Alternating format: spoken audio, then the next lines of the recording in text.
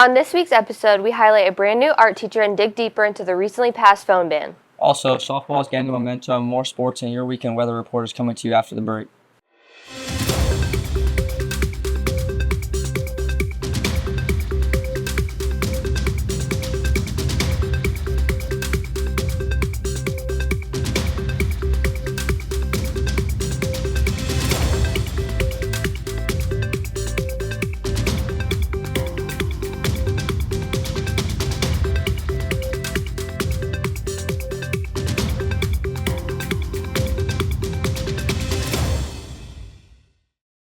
Hey Fordo, welcome back to Tribal Review. I'm Riley Morris. And I'm Matthew Soul. Today is Friday, September 19, 2025, and here's what you need to know at Fordo.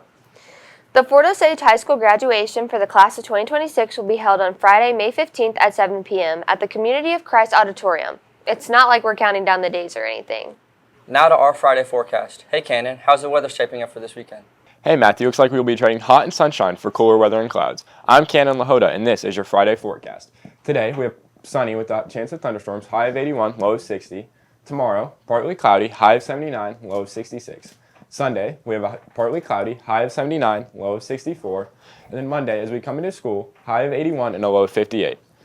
That's it for your Friday forecast. I'm Cannon Lahota. Back to you guys at the desk. Thanks, Cannon. I'm really stoked to have cooler weather. Yeah, I wonder if the rain's going to affect the game tonight.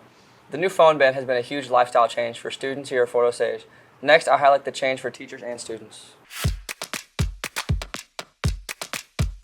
The new phone ban Missouri legislation has put into place has really given a new challenge for high school administration. Mr. Berdard believes that the communication piece during the summer has been a big challenge for them. I think the first thing we decided to do was communicate, send out information all summer, really develop the process and the system behind what we do on the day-to-day. And then from there, it's a lot of work with the teachers on what that process is with the warnings and then send it to the office. But I'd say initially we just had to put a lot of work into the whole system. With the new phone ban, students have a lot more time on their hands.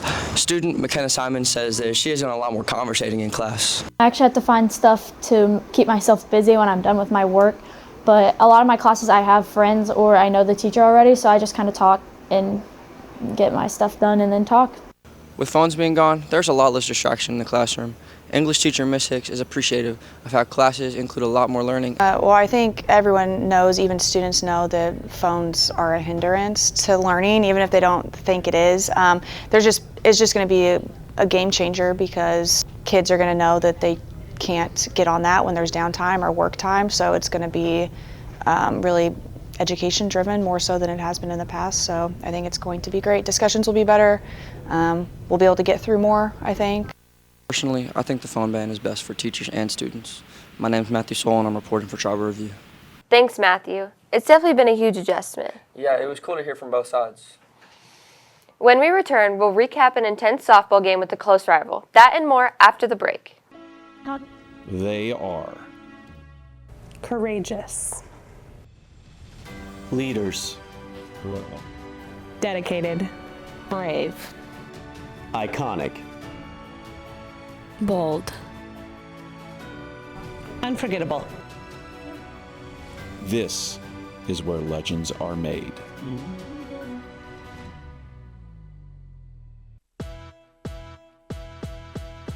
Rudy Bear's Brazilian Jiu-Jitsu is a mixed martial arts gym located in the historic Westport district of Kansas City, Missouri. The gym specializes in jiu-jitsu, mixed martial arts, wrestling, and boxing. They even offer classes for kids. Sessions start as early as 6 a.m. Monday through Saturday and are taught by professional mixed martial arts fighter and black belt Rudy Bears. Your first class is free. If interested, sign up at rbjjmma.com today.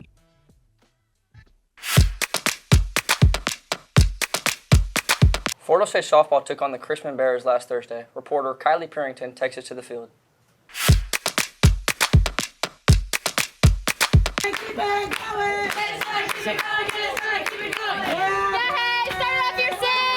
On Thursday, September 11th, Fort Osage softball faced off against William Chrisman Bears at home. Head coach Kelly Sullivan feels that excitement for the conference matchup helps the team win. Well, at the beginning, we set goals about our conference, and one of those was playing our conference competitors at the best of our abilities. And so I think that win yesterday, while very long, the longest I've ever been a part of, in my coaching and playing history of 20 innings, I think they were excited to play. So it was just kind of like a little bitty break, and then we're back at it. And so that's what you could see it in the girls' faces. They knew that they were going to come out and win this game because that was their goal, and they intended to do that. So that's what we did. Junior Harper Allen played center field for the matchup, resting after throwing 27 strikeouts the night before. She feels that the back-to-back games were an adjustment and brought the team together. It's definitely an adjustment because none of us have experienced playing a 20-inning game and getting home at 11:30 at night. But all of us just came together as a team today and put together a really solid win. And we've had a little bit of struggles this year just with working together, but I think that came together extremely well today just because we were able to string together hit after hit after hit, and our defense was on lockdown. The Indians won the matchup against the Bears 12-0 off of 9 hits. William Chrisman tallied 2 hits and 7 errors. Sophomore Keely Foreman delivered 10 strikeouts and believes that you have to have a constant mindset to win. I would just bring the same mindset. Obviously, don't think we just won, so we don't need to win again. We bring the same mindset and play our hardest and see how it turns out. I am Kylie Pianto reporting for Tribal Review. Thanks, Kylie. Good job on the win, and to Harper Allen for her 27 strikeout game. Yeah, hopefully the softball team can get some momentum rolling. Emily now joins us for the Indian Sports Report. Hey, Emily, looks like you have all the latest fall sports results. That's right. I'll have all the highlights and sports news after the break.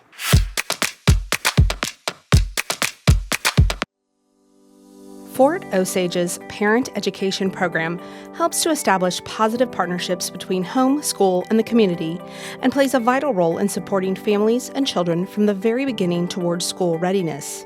A trained parent educator provides personal visits with families to promote early learning, knowledge, and understanding of important developmental milestones. Periodic screenings increase parents' understanding of their children's developmental progress, as well as inform them of any possible delays. Early intervention for identified concerns help improve school readiness for young children. This program is a free program offered by the Fort Osage School District. Requirements are: families must reside in the Fort Osage School District, and families must be expecting a child or have one or more children under the age of 5. If you or anyone you know are interested, please call 816-650-7490 to enroll today. Hey Fordo, I'm Emily Winiger, and here's this week's Indian Sports Report. On September 15th, the softball team traveled to Grain Valley and lost to the Eagles 0-13 in 5 innings. The women's golf team competed in the 16th annual Tom Scout Invitational on September 15th. They finished 11th as a team. Ava Adlard was the highest finisher, placing 41st with the 100. Then September 17th, they competed in the Raytown South Cardinal Classic Tournament. Fort Osage placed first as a team. Jordan Davis placed first with an 86. The volleyball team competed in the Grain Valley Spike Fest tournament on Saturday, September 13th. They ended up 3-3 in the tournament. Tuesday, September 16th, they traveled to Grain Valley and lost to the Eagles 1-3. Thursday, September 18th, they hosted Platte County. Monday, September 15th, the soccer team traveled to Grain Valley and tied 4-4 in regulation, and then went into PKs and defeated the conference champions 5-4. September 17th, they hosted the Truman Patriots and went into 2 overtimes and defeated the Patriots 4-3. The cross-country team will run at Lee Summit North in the Chris Solzberg Invitational on Saturday, September 20th. The women's tennis team traveled to William Chrisman on Tuesday, September 16th and lost 2-6. Last Friday, the football team traveled to Platte County and lost 46-7. Tonight, they traveled to Truman to take on the Patriots. Ahead of this matchup, we'll bring you Riley's Red Zone.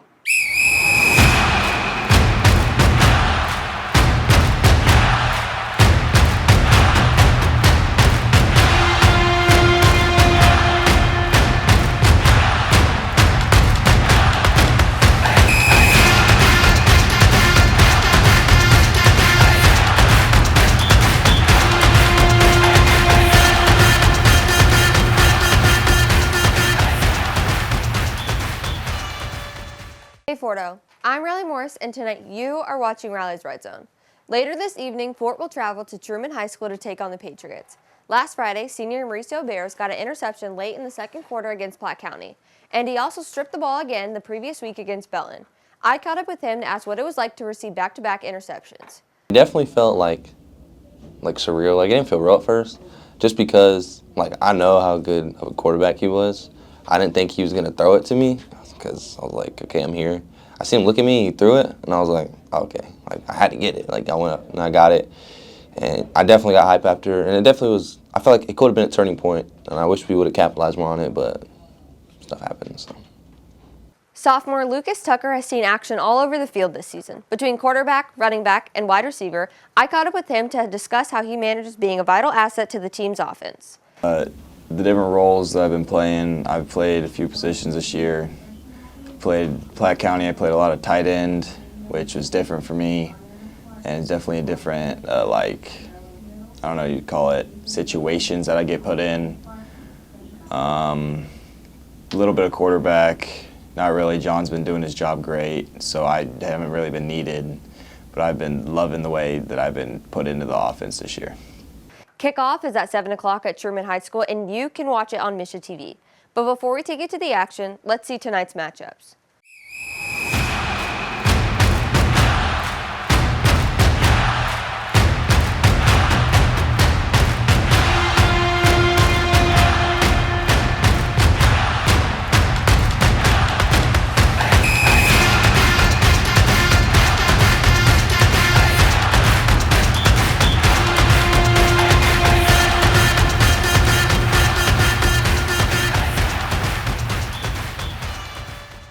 I'm Riley Morris, and this is Riley's Red Zone. Well, that's all we have for the Indian Sports Report. I'm Emily Winiger. Riley and Matthew will have more news after the break.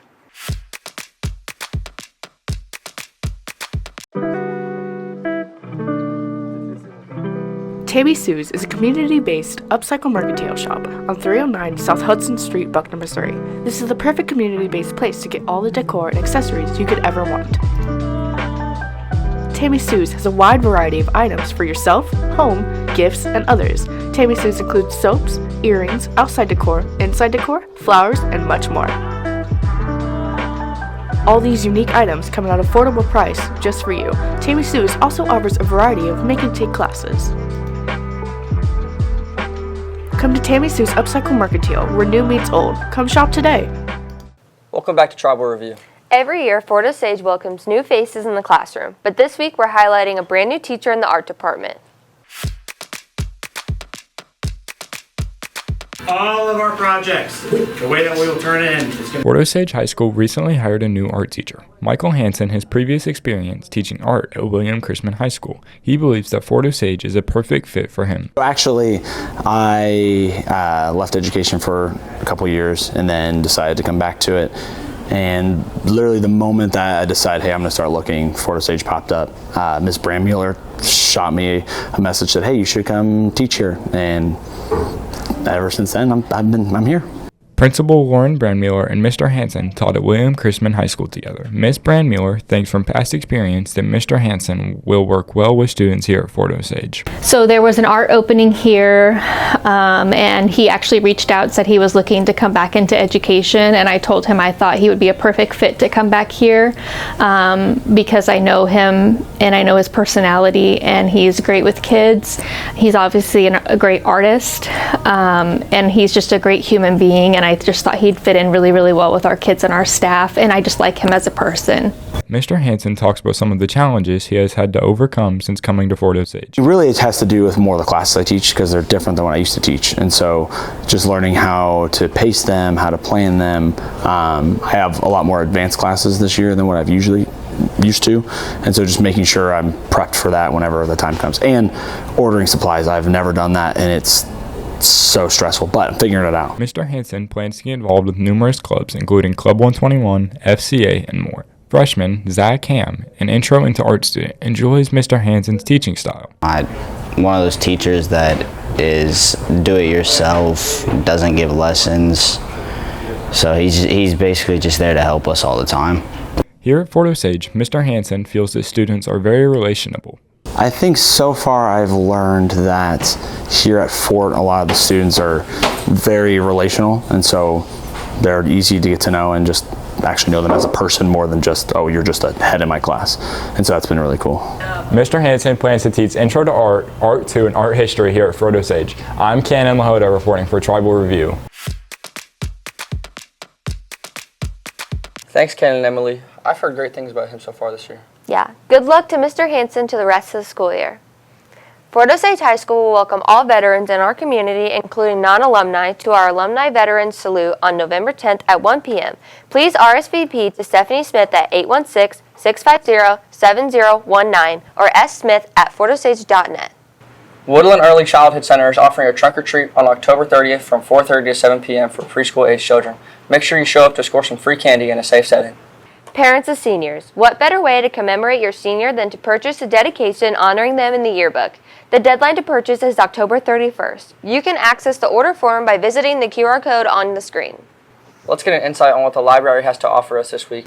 This week, I'm going to choose Grady Hendrix, How to Sell a Haunted House, since Halloween is getting close to us. Come check it out. It's about a girl that inherits a house, and it is haunted. Dolls, ghosts, all the spooky things. Come check it out. As always, if you're looking for more news and information about Fort Osage High School, you can always find additional coverage at fohssignal.net. There you will find stories about the students and activities of the school, so check it out today. Well, that's it for today's show. I'm Riley Morris. I'm Matthew Soul. I'm Cannon Lahota. And I'm Emily Winiger. Thanks for joining us this week. Be sure to tune in next week.